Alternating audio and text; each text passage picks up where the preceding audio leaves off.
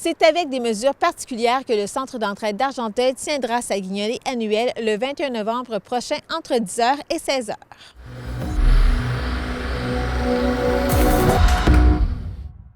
Cette année, va avoir lieu le porte-à-porte. La différence, c'est qu'on a envoyé des lettres. La directrice générale du Centre d'entraide d'Argenteuil et son équipe sont prêts pour la journée du 21 novembre prochain. On est tout en couleur, dans les zones rouges, oranges. Les gens vont quand même pouvoir donner les denrées. On a des bénévoles qui vont passer dans les rues. Mais la procédure va être un petit peu différente. On avait une réunion avec la Ville et on leur avait proposé certaines choses qu'ils ont acceptées. Donc, le bénévole va sonner à la porte pour le mentionner qu'il est là. Il va se reculer, va permettre à la personne à l'intérieur de sortir les denrées et cette personne-là doit refermer la porte.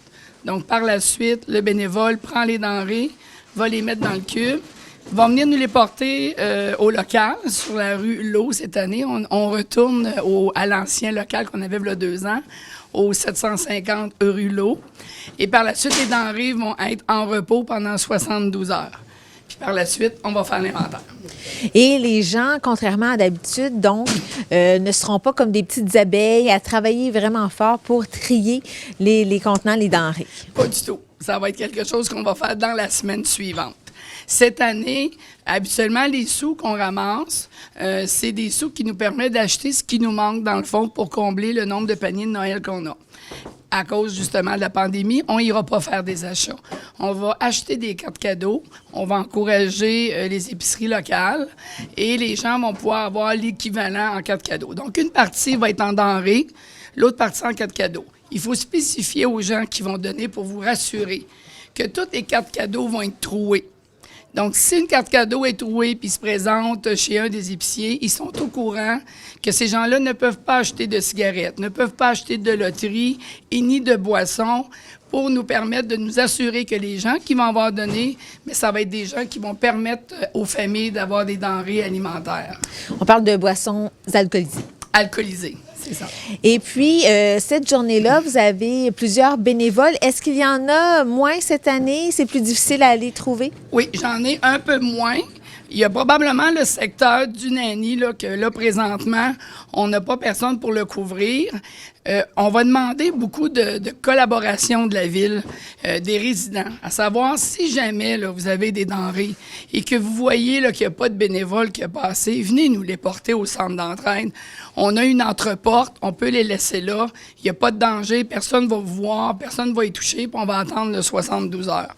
Donc, permettez-nous d'avoir ces denrées-là quand même. On vous demande un petit peu plus d'efforts cette année, si jamais, effectivement, il n'y a personne qui passe dans votre secteur. Vous avez également un président d'honneur. Donc, cette année, c'est M. Raymond Carrière, qui est président d'honneur pour la Guignolée 2020. Il vient des Chevaliers de Colomb de la Chute cette année.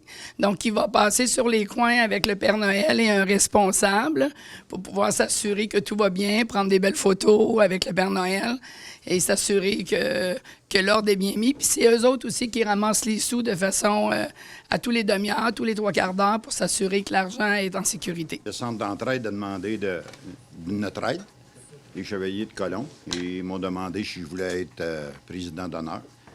J'ai accepté. Et puis, naturellement, tous les ans, les Chevaliers de Colomb participent à la guignolée. Parce que c'est important pour nous autres. Puis c'est important pour le centraide. Parce qu'eux autres, je sais qu'ils nourrissent beaucoup de familles. Puis je pense qu'ils n'auront jamais assez. Parce qu'on a trop de familles à la chute. Puis avec la pandémie, ça s'est agrandi en plus. Fait que donc, je pense que ça va valoir la peine que tout le monde puisse s'impliquer. Les bénévoles, les personnes qui vont recevoir les lettres là, pour soit donner des denrées ou bon de l'argent. C'est important. Lors de la journée du 21 novembre, la date à retenir, il y aura également des barrages routiers. Oui, comme à l'habitude, les barrages aussi sont maintenus. La différence cette année, c'est que les chaudières sont munies d'une perche pour permettre justement aux bénévoles de ne pas s'approcher puis garder la distanciation. À l'intérieur, sur le côté, c'est sur le dessus, je pense qu'ils vont mettre le petit carré qu'on donne habituellement à la croche miroir. Donc, les gens vont pouvoir quand même prendre la croche miroir, mettre les sous dans la petite chaudière et accrocher la croche miroir dans leur auto. Et ça se situe à 3 intersections, lesquelles? Oui, bien, on a en haut qui est devant le IGA, devant le Patrick Morin. Donc, il y a comme 2 intersections parce qu'il y a 2 lumières. Donc, il y a du monde qui vont être là. Puis, il va y avoir aussi Baron en bas. Donc, principal Baron, comme dans les années passées. Est-ce que vous avez une certaine inquiétude à l'effet que les gens n'ont pas nécessairement d'argent sur eux, de monnaie? Bien, le souci qu'on a, c'est pas vraiment la générosité, parce que d'année en année, là, ça m'étonne là, même qu'on a la chance d'aller ramasser quand même 13, 14, 15 000 $ par année pour les coins de rue. C'est sûr qu'au niveau monétaire, il y a l'enveloppe là, que nous, on a distribuée. Vous allez recevoir ça dans le Publisac là, d'ici 2 semaines. Donc, les gens peuvent mettre un chèque à l'intérieur, peuvent mettre de l'argent.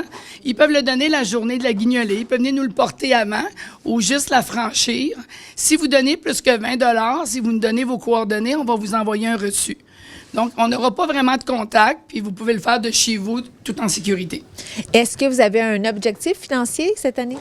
Bien, c'est sûr que, de top is de top, là, mais mettons, si on a 18 000 et plus, là, on va être vraiment très, très content. Votre objectif financier, c'est 18 000 $ pour donner à combien de familles? Bien là, habituellement, on a un minimum de 500 paniers. Il y a des années qu'on est allé jusqu'à 600, mais ça, on ne le sait pas vraiment d'avance. Mais le minimum, c'est 500. Déjà, on a plus de 200 paniers qui sont réservés, puis on est quand même à plus de 2 mois, là, parce que les paniers de Noël, cette année, vont se donner du 14 au 17 décembre. On n'a pas de livraison cette année à cause, justement, de la pandémie. Donc, les gens doivent faire du covoiturage, s'aider mutuellement. Quand ils vont venir aussi chercher leur panier de Noël là-bas, il faut s'assurer, lors de l'inscription, on leur lit un petit papier qui leur mentionne qu'il faut que la valise soit vide. S'assurer que mes employés et les bénévoles vont pouvoir mettre ça directement dans leur valise sans qu'il y ait de contact et sans de proximité. Et c'est de cette façon-là que ça va se dérouler. Et les gens ont jusqu'au 12 novembre pour s'inscrire afin de recevoir un rendez-vous pour aller chercher leur panier. Oui, ça marche par rendez-vous. Il faut appeler Hélène à l'extension 101, prendre un rendez-vous, arriver avec les preuves d'identité, les preuves de revenus pour s'assurer qu'on donne aux bonnes personnes. Et le dépouillement d'armes de Noël, cette année, il n'y en a pas en tant que tel, mais on fait quand même la forêt des anges dans les commerces, ce qui fait qu'il va y avoir quand même des cadeaux. Alors, les gens, normalement, les enfants qui viennent au dépouillement vont tout simplement recevoir le cadeau lorsqu'ils vont avoir leur panier de Noël. Donc, les enfants, au niveau cadeau, ils ne sont pas pénalisés, mais effectivement, la forêt en tant que telle, le beau party, là, il n'y a pas lieu cette année. Non, mais parlons-en justement rapidement de la forêt des anges. C'est à partir de quel moment que les gens pourront aller dans certains commerces de la région pour aller chercher un cadeau, aller chercher l'étiquette de l'ange? Normalement, c'est comme à mi-novembre, vers le 10-11 novembre. Les arbres, ils sont montés, l'Halloween est passé. Les anges vont être là comme d'habitude. Vous pouvez aller chercher l'ange, vous enveloppez votre cadeau de la même façon. Vous allez porter ça en dessous de l'arbre. Et c'est nous, dans le fond, qui allons passer plus souvent pour s'assurer que personne ne va manipuler les cadeaux. Puis après ça, les cadeaux vont être mis dans une pièce fermée. Puis on va attendre encore 72 heures avant d'y toucher. Est-ce qu'on sait déjà à quels endroits on pourra aller recueillir un ange? Oui, mais on a le Walmart comme d'habitude. On a l'hôpital aussi qui en a 2 arbres. On a la SQ qui est toujours avec nous. Il y a le centre d'achat qui est toujours là aussi. Le seul qu'on n'a pas, c'est Cascade. Qu'est-ce que vous pourriez dire à la population cette année? C'est quand même un contexte qui est difficile, une situation particulière. Donc, on demande toujours aux gens d'être généreux? Oui, d'être généreux.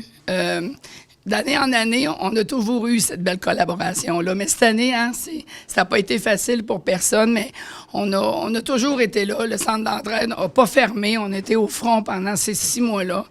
C'est ce qu'on vous demande, de tendre la main à nouveau. Si vous avez peur, il y a plein de méthodes, là.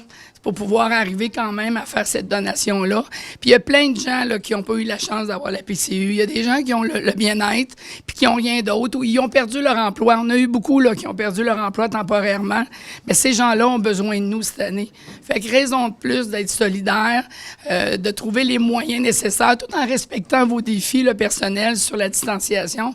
Mais je vous demande vraiment une grande générosité puis une collaboration de votre part.